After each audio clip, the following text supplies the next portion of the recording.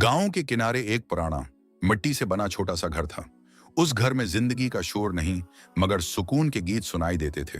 वहां रहती थी राबिया, एक बूढ़ी मगर जवां हौसला औरत, जो बीवा होने के बावजूद जिंदगी से हार मानने को तैयार न थी। उसका सहारा थी उसकी बेटी अनम, जिसे गांव वाले चांद सी लड़की कहते थे। अनाम की गोरी रंगत, लंबे काले बाल और नरमी भरी आंखें देखकर लगता था जैसे फितरत ने उसे खास मोहब्बत से तराशा हो। मगर खूबसूरती के साथ वो मेहनती भी थी। माँ के साथ रोज कपड़े सीती, बर्तन बनाती, खेतों में काम करती और अक्सर जंगल से लकड़ियां भी लाती। माँ बेटी का रिश्ता महज खून का नहीं, एक दूसरे के दुख दर्द में शामिल होने का था। गुर्बत थी मगर दिलों में शुक्र था। जिंदगी सादा थी मगर मोहब्बत बेअंतहा। एक दोपहर जब सूरज की रोशनी पथों से छनकर जमीन पर सुनहरी धागे बुन रही थी, अनम जंगल में लकड़ियां जमा कर रही थी। अचानक एक नरम सी आवाज ने उसे चौंका दिया।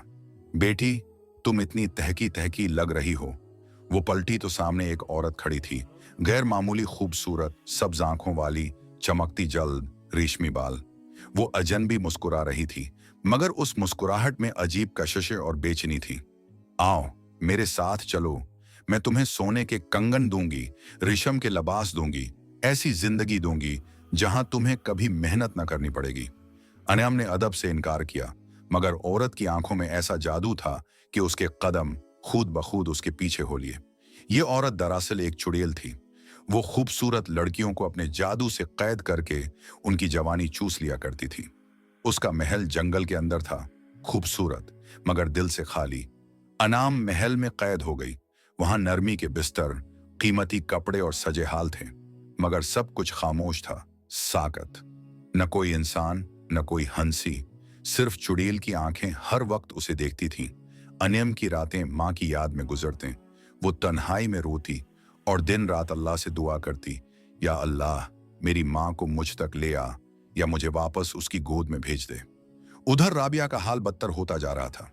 वो जंगल के हर रास्ते पर जा चुकी थी, हर दरवाजा खटखटा चुकी थी, मगर अनम का कुछ पता न चला। लोग कहते, राबिया, अब मान जा, तेरी बेटी गई।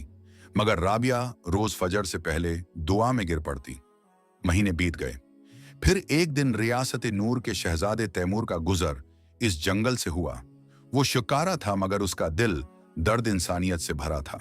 इस रात जब वो दरख्तों के साये में आराम कर रहा था, उसे किसी लड़की की सिसकियों की आवाज आई।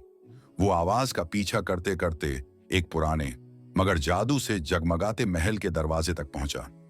महल में कदम रखते ही उसे वही सब्ज आंखों वाली औरत मिली, जो अब पहले से ज्यादा पुरकशिश लग रही थी। आओ शहजादे, मेरे महल में सब कुछ है, दौलत, इज्जत और मैं खुद। चुड़ैल ने जादू भरा अंदाज अपनाया, मगर तैमूर ने अपनी तलवार निकाली। मैं तुम्हारी आंखों में दर्द नहीं, मकारी देख रहा हूं। अनम कहाँ है? चुड़ैल ने जादू करने की कोशिश की, मगर अनम ने अल्लाह से आखिरी बार फरियाद की, और उसी लम्हे मां की दुआओं की ताकत से चुड़ैल की ताकत टूटने लगी। तैमूर ने तलवार से चुड़ैल के सीने पर वार किया। वो चीखी, काला धुआं बनी और हवा में तहलील हो गई। अनम बेहोश हो गई थी। तैमूर ने उसे गोद में उठाया और गांव ले आया।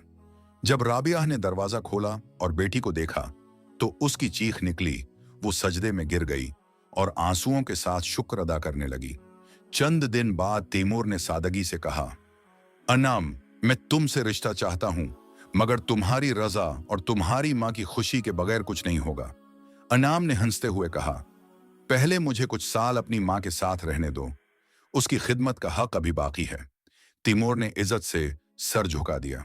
चंद साल बाद राबिया की रजामंदी से तैमूर और अनम का निकाह हुआ। अनाम महल चली गई, मगर हर साल कुछ दिन अपनी मां के पास जरूर आती। मां की गूद और बेटी की हंसी ने उस पुराने मिट्टी के घर को फिर से जन्नत बना दिया। मां की दुआ जादू से भी बड़ी ताकत है। सच्ची नियत, सब्र और अल्लाह पर यकीन इंसान को हर अंधेरे से निकाल सकता है। दुनिया की खूबसूरती हमेशा सच्ची नहीं होती, मगर सच्चाई हमेशा खूबसूरत होती है।